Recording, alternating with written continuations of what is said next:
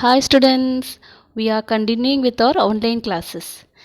In the beginning of this video, I have added the answer key of revision test. Please see and check your answer sheet properly.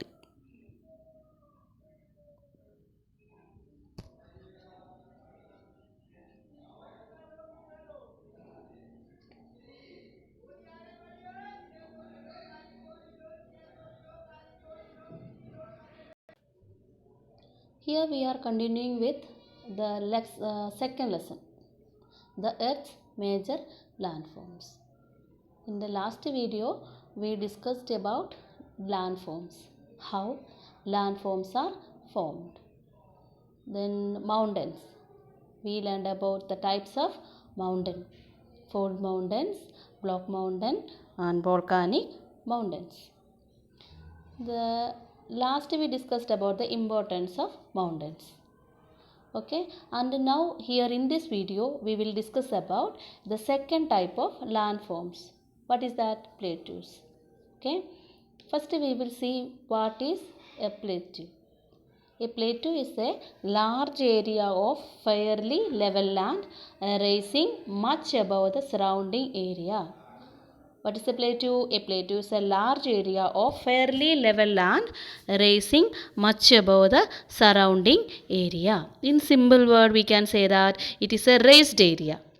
It may be higher than a mountain, but it does not have a peak. That is the important point.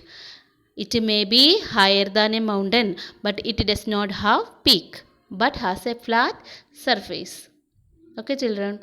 And now we will discuss about the types of plateaus. On the basis of their formation, plateaus can be divided into two, tectonic and volcanic plateaus. On the basis of formation, plateaus can be divided into tectonic and volcanic plateaus. What is a tectonic plateau? When a part of the earth's surface is pushed up. When a part of the earth's surface is pushed up but not wrinkled. We cannot see wrinkles. When two flat surfaces of earth is met together, one part pushes upward. This is called tectonic plateau. Once again I will explain. Okay, when a part of the earth's surface is pushed up but not wrinkled. When two flat surfaces of earth is met together, one part pushes upward. This is called tectonic plateaus. And what is volcanic plateaus? As you know, at the time of a volcanic eruption, the lava comes out and spread over the surface. Several layers of such materials may get deposited on one another and it form a flat topped highlands. This is called volcanic plateau. Several layers of lava deposited one over other and forms a flat topped highlands. This is called volcanic plateau. And now, depending on the place where they formed, they can be divided into four. Where they are formed or according to the place, the plateaus can be divided into four. Intermontane, Piedmont, continental, dissected plateaus. What are they? Intermontane, Piedmont, continental and dissected plateaus. What is a intermontane plain? Okay, a plateau that is surrounded by mountain. Very easy to understand. A plateau that is surrounded by mountain are called intermontane plateaus. And what is Piedmont? It is formed at the foot of a mountain. A Piedmont plateau is formed at the foot of mountain.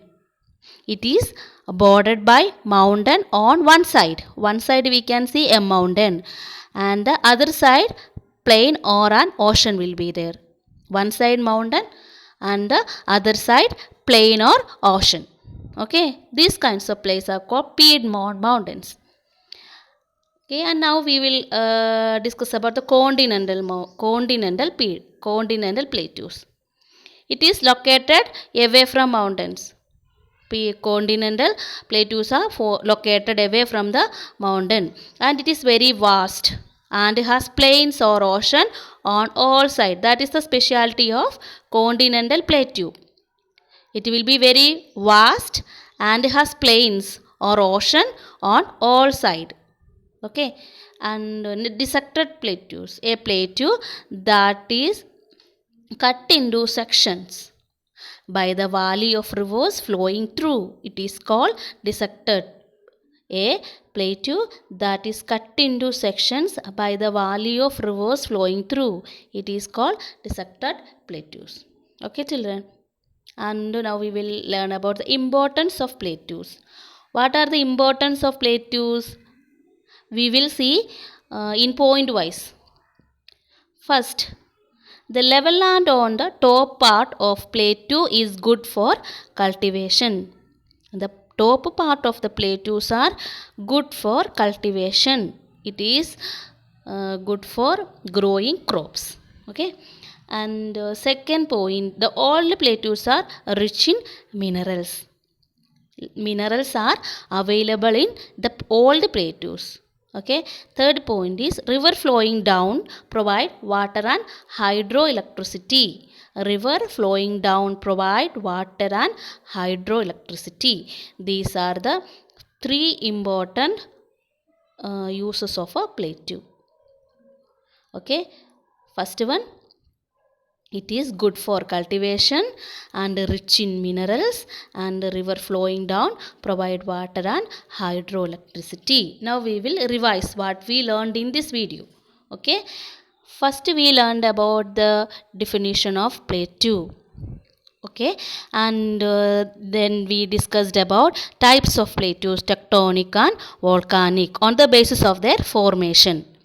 Okay, and we discussed about the four kinds of plateaus, which are the Indo-Montane, Piedmont, continental and dissected plateaus. Okay, last we learned about the importance of plateaus. Okay, children.